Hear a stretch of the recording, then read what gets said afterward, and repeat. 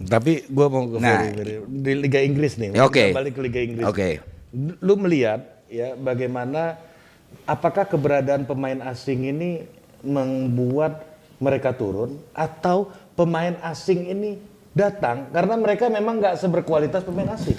Kalau kita bicara Liga Inggris, kita mulai dari sejarahnya dulu ya. Setelah beberapa kejadian yang sempat kita bahas itu, Margaret Thatcher akhirnya ngambil vetonya di situ. Dia bikin sebuah aturan Inggris mulai lagi dari Udah awal. berapa lama ini by the way?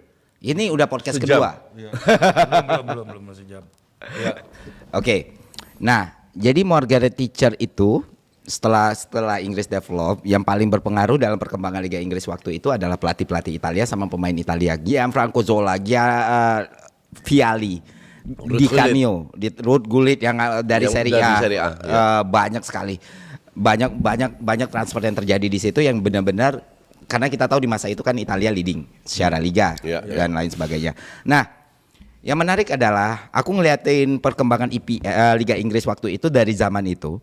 Di tahun 2000-an pemain Inggris yang boarding keluar itu sedikit sekali. Ke Liga Italia itu cuma ada satu pemain namanya John Bodyard yang ditransfer ke Perugia waktu itu. Dan itu levelnya Perugia.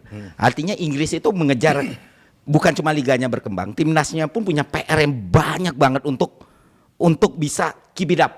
Karena kan selama ini mereka bersaing di lokal. Karena dikelola dengan profesional, tim-tim itu udah independen. Stadion berdiri, stadion itu jadi milik pribadi, dikelola dengan benar. Akhirnya kan liga naik secara bisnis wise naik. Kualitas pun kita setidak sukanya apapun dengan Inggris, kita harus ngelihat development di situ. Waktu kita ngelihat di tahun 2002 mereka kalah dengan Brazil, terus ngelihat sekarang sampai perkembangan terakhir Inggris 2 kali masuk ke final. Artinya sekali apa? semifinal Piala Dunia. Itu kita harus mengakui bahkan untuk penggemar Serie A sendiri bukan cuma Liga Inggris berkembang. Ternyata dampak jangka panjang tadi pengelolaan yang benar itu akhirnya menuai hasil sekarang. Satu-satunya faktor Inggris kalah dengan Italia kemarin mental. Ya karena kan usia Italia masih diperkuat, masih yang senior, Bonucci, Chiellini, masih ada leader kayak gitu kan. Cuman faktor mental nih. Yang mana Inggris lebih mudah. Kita lihat lagi permainan Inggris tapi kan tetap bukan hegemon kan? Bukan, tapi bisa jadi.